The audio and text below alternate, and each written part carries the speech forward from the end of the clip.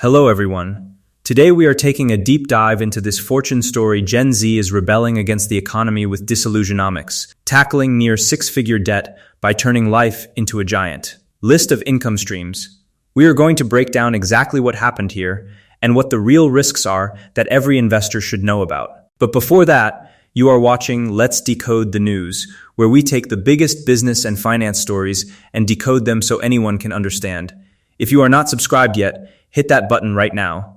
So let us get into it. Gen Zers average $94,101 in personal debt, the highest of any generation. And look, that number alone should stop you cold. This is not just some credit card bill. This is near six figures of debt on people who are barely past their mid-20s. And the wild part is, Gen Z actually has the highest income growth of any generation right now. Money is coming in. Debt is still climbing. That is not bad luck. That is a signal something deeper is broken. Now here is the number that puts it in perspective. And far more than millennials' $59,181 and Gen X $53,255. Right, so this is not just a Gen Z problem in isolation. Every generation is carrying debt. But Gen Z is carrying almost double what Gen X carries. And Gen X had their own financial crises to deal with. So when people say Gen Z is just being reckless with money, this comparison tells a very different story. Here is where things get really interesting. The economic system their parents are talking to them about isn't really going to work out for them in the same way. Now think about what that actually means. This is not just frustration talking. This is a structural observation from economist Alice Lassman, a Gen Zer herself. The pathways that built wealth for previous generations, home ownership, corporate pensions, steady career ladders, those are either gone or so much harder to reach now that they barely count.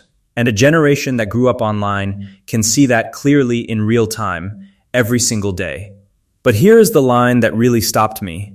The unemployment rate for 16 to 24-year-olds reached 10.8% last year. And honestly, more than 1 in 10 young people looking for work cannot find it. That is not a small number. That is a generation being quietly locked out of the economy while everyone celebrates how healthy the job market looks. Now here is the other half of that picture, compared to 4.3% overall. So here's the thing. The overall rate looks totally fine, healthy even, but young people are living in a completely different economy than what the headline number suggests. That gap between 10.8 and 4.3 is not a statistic. That is the story of a generation being left behind while the recovery moves on without them. Here is the part that puts everything in perspective. 1/3 of Gen Z says they believe they will never own a home, and many are planning to forgo having children. And think about that for a moment. 1/3 of an entire generation has already written off home ownership. Not delayed it, written it off permanently. Home equity has historically been the number one way middle-class families built real wealth. If a generation gets priced out of that forever, the long-term ripple effects on wealth and the broader economy are enormous. And we are barely talking about it. Now here is what nobody is really talking about.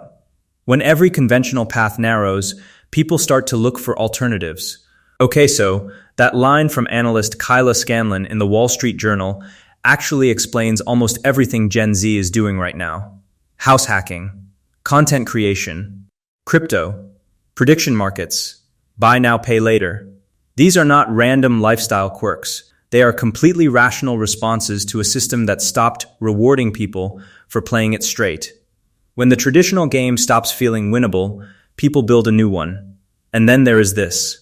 A global retail expert estimated that Gen Z spent 10 to 12% less in the recent holiday season than the previous year. And look at that. Spending is supposed to go up as people age into their prime earning years.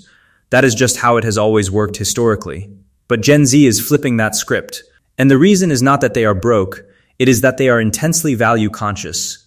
They want to know exactly what they are getting, and they will trade down instantly if the value is not there. That is exactly where my take comes in.